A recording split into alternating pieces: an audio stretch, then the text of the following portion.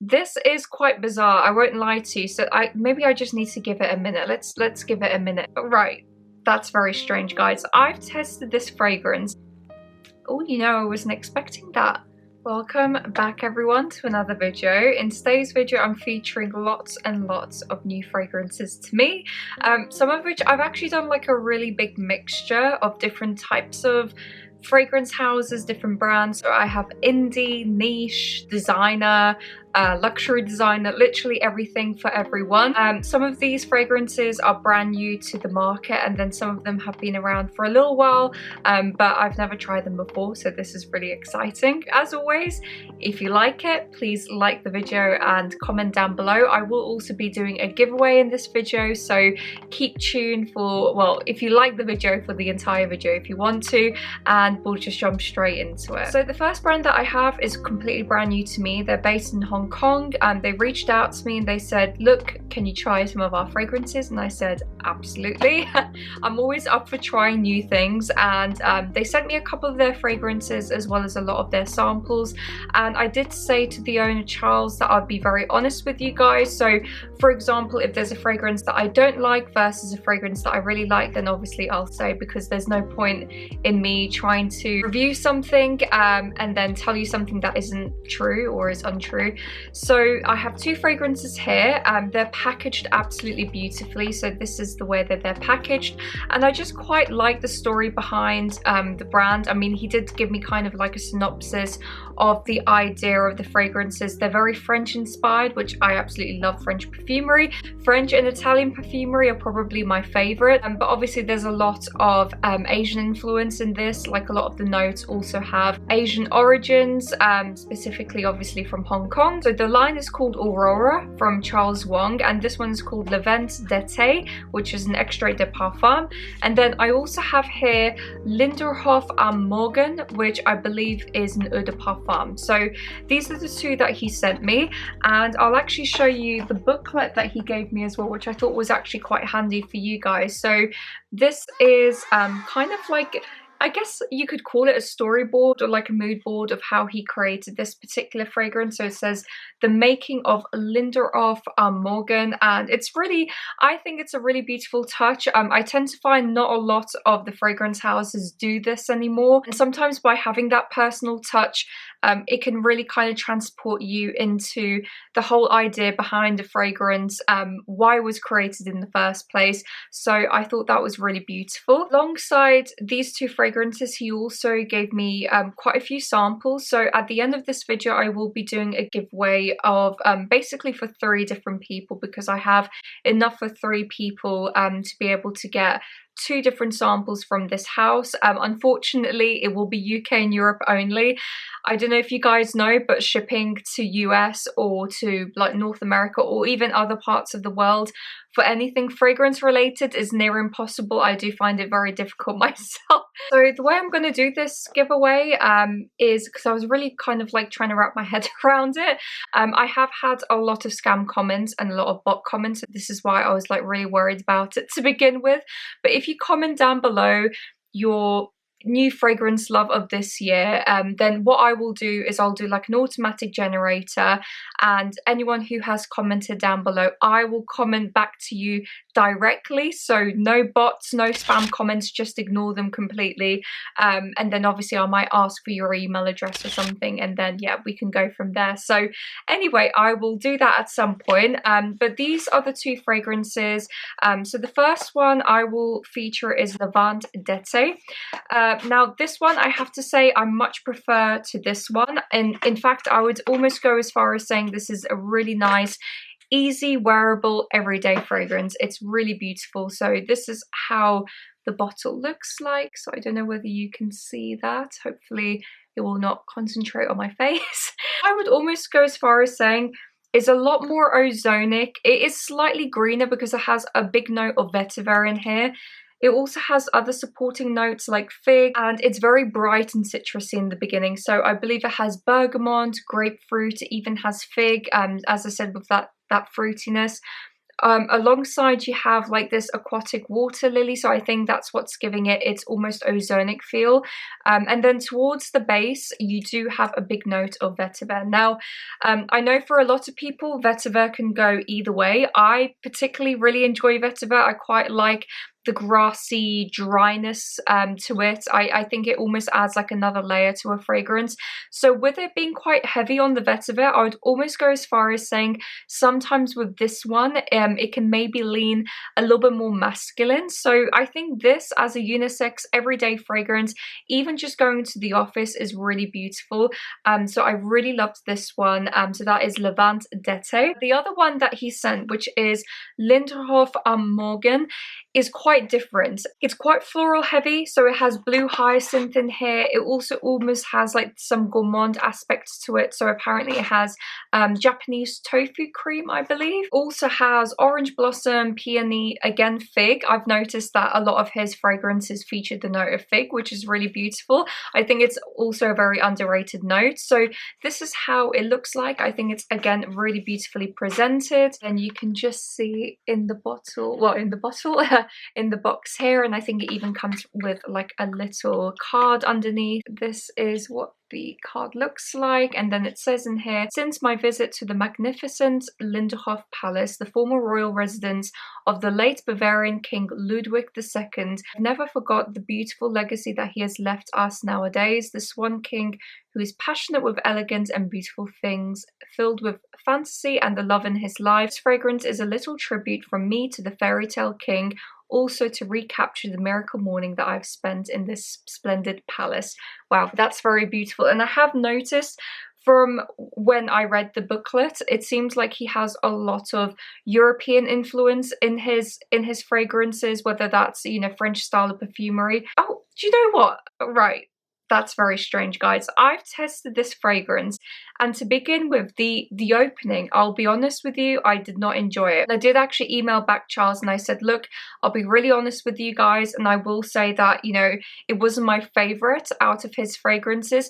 I wouldn't go as far as saying it's a bad fragrance. I don't think there is such a thing as a bad fragrance. It's just not my style. And I typically really like floral fragrances.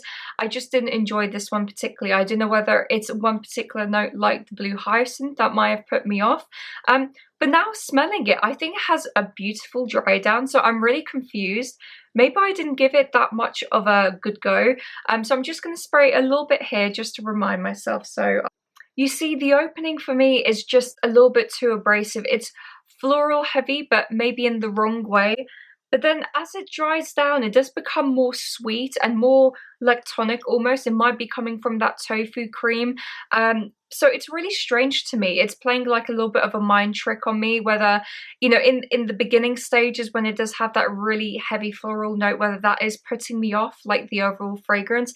I think because I almost find it a little bit cloying. Maybe that's what I'm getting from this. Maybe a lot of other people might really enjoy it, but for me it just wasn't my favorite. So that was that one. Now the one that was my favorite, which unfortunately I don't have the bottle of, and I actually really love this fragrance, is Les Appartements de Madame de Florian. I think that's how you pronounce it.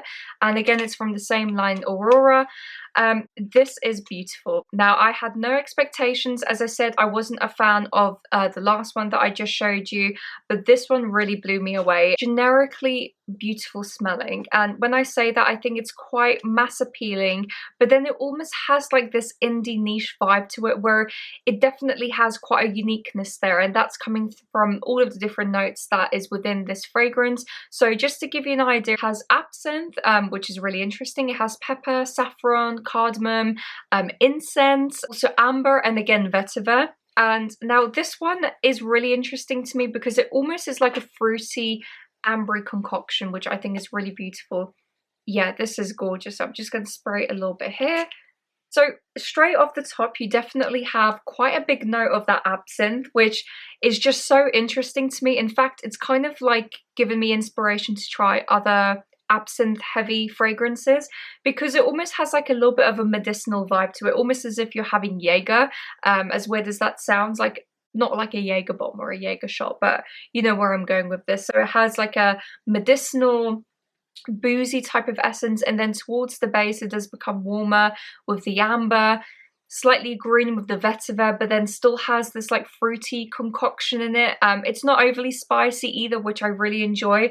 Sometimes I feel like, and I've said this before in other videos, cardamom for me can be a little bit off-putting. I don't know if you guys are the same, but you know, it can be almost a little bit too foody for me.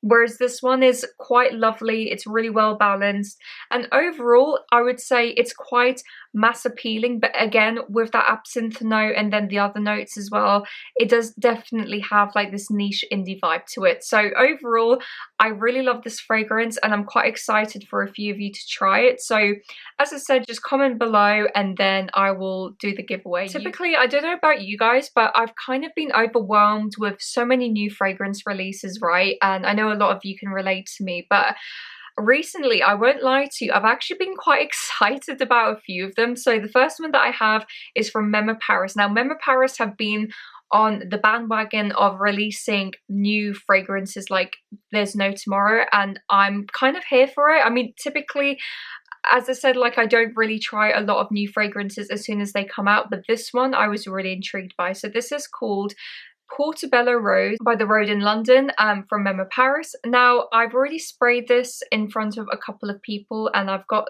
their kind of opinions about it, but this is honestly one of the most unique fragrances I've tried in a very long time. And the reason why I say that is because it plays mind tricks with you like there's no tomorrow. Now, straight off the bat, what I will say, it comes across to me very green and very ozonic, almost as if like you have literal dew on grass. And I don't know how a lot of you feel about that, because sometimes people aren't really big fans of green notes or like green fragrances overall, but this one is a little bit different to me. And I think because it has a mixture of some fruitiness, some roughness, some floralness, it's just all going on in this fragrance, and it really plays mind tricks with you. Like, genuinely, I don't know whether this is more masculine or feminine leaning. At first, when I sprayed it on my skin, because of that green vetiver note, I did think it was a little bit more masculine leaning, but then when I sprayed it on one of my colleagues at work who's also super into his fragrances, it almost smelled in the beginning stages a little bit more feminine. It had like this underlying sweetness, and I don't know whether that's coming from the clary sage, I don't know whether that's the rose. Typically, I can tell straight away, but this is such a unique mix of greenness, ozonicness, warmth, sweetness. It's really bizarre, but in the best way possible. I'm very tempted to buy myself a bottle, and you know, that's a lot coming from me because right now I actually haven't really bought that many new fragrances recently, and I'm very picky when it comes to the new ones that I'm adding to my collection, and I know a lot of you guys are the same as well. But this to me is just super unique. It has something quite different about it. In fact, it really reminds me of like a modern version of Eau de Soie from Sicily, which is one fragrance that I shout about a lot. So it has like that green chypre type of essence, but imagine that mixed with pure water, like dew coming off grass in the morning. It's really bizarre, but I promise you guys, you will have to try this one. So from Memo Paris, we have Portobello Rose. So I also bought 3 small samples from Tiny Fragrances, and Chris was really kind enough to add, well, 1 free one, so technically I only bought 2, but I have 3 here, which are all new fragrances, by the way, and I think you'd really be intrigued by them. And by the way, I really like Tiny Fragrances because they add like these blotters in there, which is always quite handy, and it's just so pretty, like the pink on the pink. I'm not usually like a pinkish or Barbie-ish type of fan, but I do really like this. I think it's like a nice touch. So which one do we start with? And by the way, this is very first impressions. I haven't even opened these up, so I don't know whether that's a good thing or a bad thing. Please stick with me, guys. So the first one that I really want to try is MFK's Kurky. Now, I've heard really, I know you guys will have heard the same thing, but I've heard really mixed things about this one. I do quite like a fruity fragrance, but to be honest with you, I was quite disappointed with Pêche from Guerlain, or Pêche Mirage from Guerlain recently. So I hope this one will be almost like a better version of that. We'll see. I'm gonna just spray it here. Oh no. Oh no. I'm really not sure, you guys. This is quite bizarre, I won't lie to you, so maybe I just need to give it a minute. Let's give it a minute. This is musky, but not in the musky that I quite enjoy. It's not like a white musk. It's more dirty, which is quite bizarre considering it's meant to be a fruity fragrance. Maybe I need to spray on the other side. You see, I don't know typically where to spray. Sometimes I spray it this side, sometimes this one for more dispersion. So I think I'll spray it there to give it more of a chance, because I'm a little bit shocked by the opening, honestly, and I don't really want to give it a super bad review if it's not that bad. So let me give that a second. This, to me, is just not my style of fragrance whatsoever. I think it's quite cloying. It's really abrasive. It's artificial smelling. It's giving me a bit of a headache. I have a headache anyway today, and I think it's just exacerbating that to another level. This is like strawberries mixed with something else fruity in here. I would almost go as far as saying maybe like some type of tarty blackcurrant or something along those lines. Maybe it has some other floral notes in here. Now I'm picking up something quite sweet and fresh. But the muskiness is what's really killing it. Again, if it was like a simple white musk, then fine, because sometimes that can really complement, you know, floral or fruity notes. But this is like quite a dirty musk, which is a little bit cloying to me and very abrasive, mixed with like these artificial sweety fruity notes, and I'm not a fan at all, guys. In fact, I'm going to put this down because it's giving me quite a headache. As I said, I wouldn't go as far as saying it's an awful fragrance. Nothing to me is, you know, technically a bad fragrance, and maybe some of you would enjoy this, but for me it's just a no. No, it's just a pure no. So that was that one. Now moving on to Kayali's Fleur Majesty Rose Royale. Now I've seen quite a few things about this recently, and it's a pretty new release from Kayali. I don't actually own any Kayali fragrances, which is a massive shame, but I do quite like a few of them. Maybe I need to give them another try. So, oh, actually, yeah, this is quite pretty. I would almost go as far as saying it's quite Delina-esque, with a lot more sweetness in here, slightly more gourmand. Overall, I think it's actually quite a nice fragrance. Like typically, you know, if you just want something every day that is nice smelling, you know, it will get you compliments and it's quite feminine leaning, then I think you'd really enjoy this. The rose in here is not like a vintage rose. It's quite a sweet, fresh rose, like a Damascus rose. Yeah, and it has quite a lot of fruitiness in the beginning, to be honest with you. It really reminds me of Damask from Almond Jane, but this is slightly less complex. This is more generically like mass appealing, whereas Damask I think has a lot more going on. But I would say just as an everyday wearing fragrance, it's nice. If the price point is good, then how can you complain? I mean, I know a lot of people, they don't really want to spend vast amounts of money on fragrances, so maybe this is like a really nice option. So yeah, from Kayali, that one is quite nice, and as an everyday fragrance, I think this is really beautiful, so that is a good one. Well done, Kayali. Last but certainly not least, we have one from Guerlain, which is called Rosa Verde, which I think is from their Aqua Agaloria line. I don't know whether this is a new release, by the way, so I actually haven't tried this before, so I'll just give this a sniff. I know I should be spraying it on this side, but honestly, the only reason why I'm spraying it on the wider side is just to give it a bit more dispersion. Maybe it'll get, oh, actually, oh, that's pretty. That's quite different. Oh, you know, I wasn't expecting that. It's very tart. It almost feels like it has something like rhubarby in the top. Again, I haven't looked at any of the notes, by the way. This is completely blind. Yeah, something quite tart and fruity in the opening, alongside this underlying greenness. It's really pretty. I would almost say this on a spring or a summer day would be absolutely beautiful. You know, it's not super boring, neither is it too complicated. It's just perfectly balanced in the middle, and you know, it has like this ozonicness to it. Again, I feel like recently I've noticed there's been a lot of aquatic, ozonic type of notes going on, maybe quite prevalent in 2025, but overall I would say this is actually quite a nice fragrance. Compare it to the Kayali Fleur Majesty fragrance, this I would almost go as far as saying is a little bit more unique smelling to me than that one, because it has that rose but it's quite green, it's dewy, it has some tartness in the beginning as well. This is really beautiful, and again, for any age group. So ladies, no matter what your age is, I think anyone can pull this off, whether you're younger or older. Yeah, this is a really nice one. So thank you, Chris, for including this one. This is a really nice surprise. So anyway, from Guerlain, we have Rosa Verde. So guys, that is it for today's video. I really hope that you enjoyed. Please like and subscribe if you haven't already. Again, I thought of doing something a little bit different. I will be doing this at least once a month, discovering new fragrances for you guys from a mixture of design and niche indie houses. And as I said in the mid/early parts of the video, if you do want to have those samples, if you want to enter that giveaway, just comment down below your favorite release so far of this year, and I hope to see you guys soon. Bye guys.